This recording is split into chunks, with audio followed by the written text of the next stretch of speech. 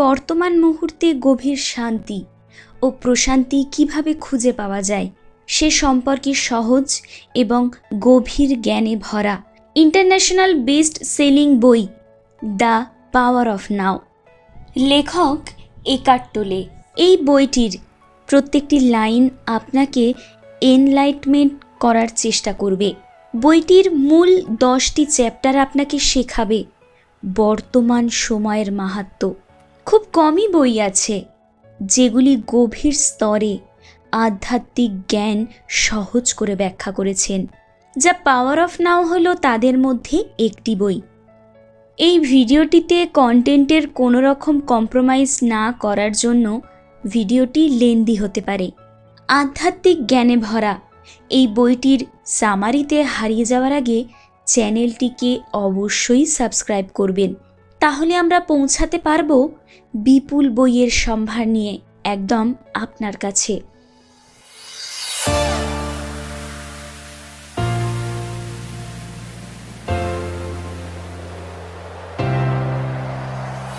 প্রথম অধ্যায়, you are not your mind. আমাদের মস্তিষ্ক আমাদেরই দুঃখের কারণ। অনেক সময় মস্তিষ্ক অতীতের ঘটে যাওয়া খারাপ ঘটনার কথা ভাবতে শুরু করে। এটা আমাদের দুঃখিত করে তোলে, আর এর খেসারত আমাদের শরীরকেও বহন করতে হয়। কারণ মস্তিষ্ক যখন দুঃখী থাকে তখন আমাদের অ্যাড্রিনাল গ্রন্থি কিছু স্ট্রেস হরমোন নিঃসরণ করে। তাদের নাম কর্টিসল ও অ্যাড্রেনালিন। এই হরমোনের কারণে আমাদের হৃদস্পন্দন বেড়ে যায়, শ্বাস প্রশ্বাস দ্রুত হয়, মুখ শুকিয়ে যেতে থাকে, আর আমরা মানসিক চাপে পড়ি। মানসিক চাপ দীর্ঘ সময় ধরে থাকলে তা বিষণ্ণতায় পরিণত হয়, আর বিষণ্ণতার কারণে রোগ প্রতিরোধ ক্ষমতা কমেও যায়। এর ফলে আমাদের শরীরে নানান রোগ হতে থাকে। তাই লেখক বলেছেন, শরীর থেকে মস্তিষ্ক আলাদা করতে শিখুন। অর্থাৎ মস্তিষ্কের নেতিবাচক চিন্তা শরীরে পৌঁছতে দেবেন না। এতে আমাদের মধ্যে স্ট্রেস হরমোন নিঃসৃত হবে না এবং শরীরও সুস্থ থাকবে। লেখক একার্ট টোলে বলেছেন যে আমাদের বিচার, আমাদের ভাবনা আমাদের কনসাসনেসে ঘটে। কনসাসনেস মানে জাগ্রতা, সচেতনতা। আমাদের উচিত চোখ বন্ধ করে ওই সমস্ত ভাবনার উপর ধ্যান কেন্দ্রিত করা। আপনার মাথায় আসা ভাবনাগুলিকে কোনো রকম ভালো খারাপ জাজমেন্ট করবেন না, তাদেরকে আটকানোরও চেষ্টা করবেন না। শুধুমাত্র আপনার চিন্তাগুলির উপর ধ্যান দেবেন। দেখবেন চিন্তাগুলি ধীরে ধীরে পিছনে চলে যাচ্ছে আর আপনার কনসাসনেস বাড়তে থাকবে। এইভাবে ধীরে ধীরে আপনি আপনার চিন্তা ভাবনার উপর একটা পরিবর্তন লক্ষ্য করবেন। আপনার মধ্যে একটা স্থিরতা অনুভব করতে পারবেন।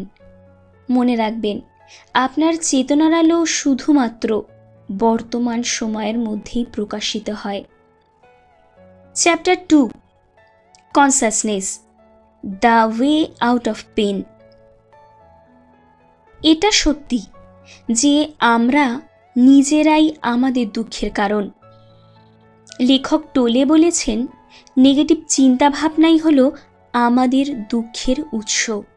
আমরা বর্তমানের প্রতিটি মুহূর্ত, অতীতে ফেলে আসা ব্যথা এবং ভবিষ্যতের আকাঙ্ক্ষা বয়ে নিয়ে চলছি। টোলে বলেছেন, আপনার কনসাসনেস তখনই বাড়বে যখন আপনি বুঝতে পারবেন যে চলে যাওয়ার সময়ই একটা সময় আপনার জীবনের বর্তমান সময় ছিল, এবং ভবিষ্যতের কোনো সময় একটা সময় আপনার কাছে বর্তমান সময় হিসাবে ধরা দেবে।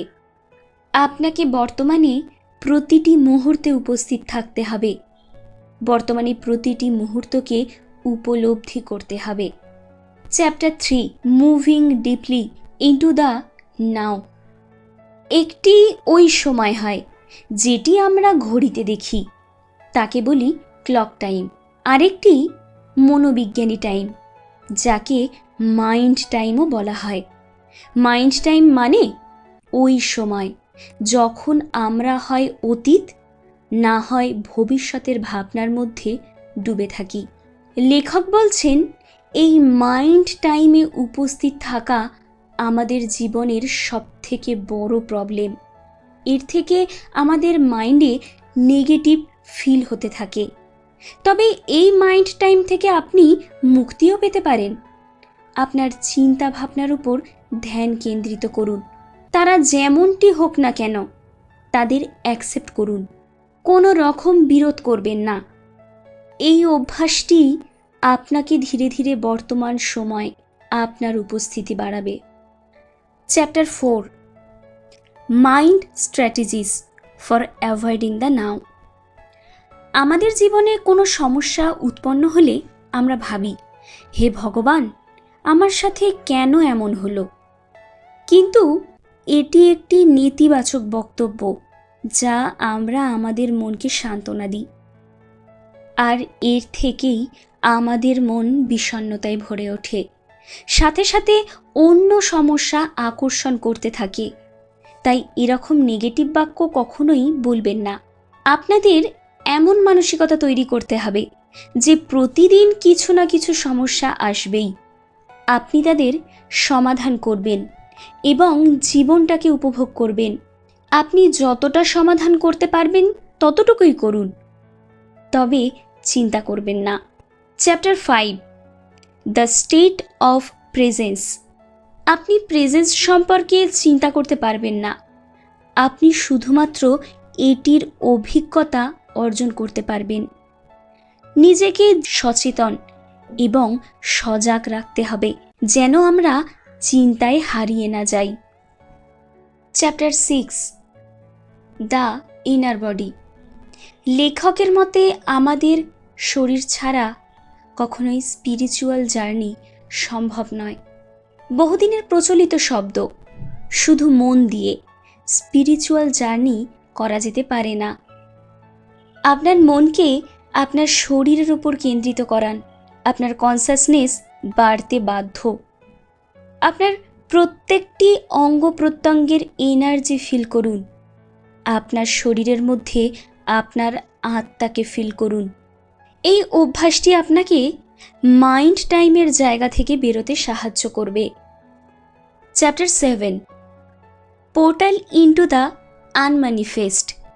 এখানে লেখক কিছু ক্রিয়ার উল্লেখ করেছেন যার মাধ্যমে আপনি এনার্জি লাভ করতে পারেন। দিনে অন্তত 15 মিনিট আপনাকে আপনার শরীরের উপর ধ্যান কেন্দ্রিত করতে হবে। প্রত্যেকটি অঙ্গে ধ্যান দিতে হবে এবং সেখানকার এনার্জি উপলব্ধি করতে হবে। এমনকি লেখক এও বলেছেন, আপনার আনম্যানিফেস্টগুলিকে ম্যানিফেস্ট করতে হলে ড্রিমলেস স্লিপ মানে স্বপ্নবিহীন ঘুম এবং সাইলেন্স মানে কিছুটা সময় চুপ থাকাটা খুবই জরুরি। যখন আপনি চুপ থাকেন তখন আপনার আত্মা কথা বলে। Chapter 8, enlightenment relationship. আমাদের সুখে থাকার একটি অন্যতম মাধ্যম হলো আমাদের সম্পর্ক। লেখকের মতে মা বাবা, ভাই বোন এবং সমস্ত আত্মীয় স্বজনের সাথে আমাদের সম্পর্কই হলো অন্তর্নিহিত সন্তুষ্টির ঠিকানা। বেশিরভাগ মানুষ তাদের সম্পর্কে অন্তর্নিহিত সন্তুষ্টির থেকে শারীরিক সন্তুষ্টিকে বেশি গুরুত্ব দেয়, তাই তারা কখনোই সুখী হতে পারে না। অন্যদেরকে দেখে সুখী মনে করে আর নিজেকে দুঃখী বলে ভাবে। আপনাকে সম্পর্কের গভীরে প্রবেশ করতে হবে, আর এটি তখনই সম্ভব যখন আপনি সম্পর্ককে স্বার্থহীনভাবে দেখবেন। Chapter 9, beyond happiness and unhappiness there is peace. অতীতের নেতিবাচক বা ইতিবাচক অভিজ্ঞতা আমাদের শেখায় কোনটি বাস্তব আর কোনটি বাস্তব না, কোনটি গুরুত্বপূর্ণ এবং কোনটি নয়। অতীতের থেকে আমরা যে অভিজ্ঞতাই অর্জন করি না কেন সেটি আমাদের আলোকিত দৃষ্টিকোণ, যা বর্তমান বা ভবিষ্যতের কোনটি ভালো বা কোনটি খারাপ তা শেখায়। দুর্ঘটনা, অসুস্থতা, মৃত্যু এবং অন্যান্য সমস্ত খারাপ অভিজ্ঞতাগুলি থেকে বিচ্ছিন্ন হওয়া উচিত নয়, তবে সম্পূর্ণরূপে অনুভব করার জন্যও ডুব দেওয়াও উচিত নয়। এই মুহূর্তে আমরা ক্ষমার অভ্যাস করতে পারি, সমস্ত মুহূর্তগুলিকে তাদের মতো ছেড়ে দিতে পারি, যা আছে তা গ্রহণ করতে পারি। Chapter 10, the meaning of surrender. যখন আমাদের সাথে যেটি ঘটছে, যেটি আমরা পছন্দ করছি না, তখন আমাদের প্রতিরোধ আরও শক্তিশালী হয়ে ওঠে। যা ঘটছে তা প্রতিরোধ করার পরিবর্তে এটির কাছে আত্মসমর্পণ করুন।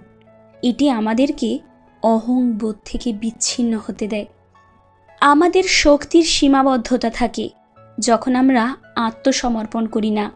এটি যেটি আমাদের উন্নতিকে রোধ করে, উন্নত হতে বাধা দেয় এবং আমাদেরকে আটকে রাখে।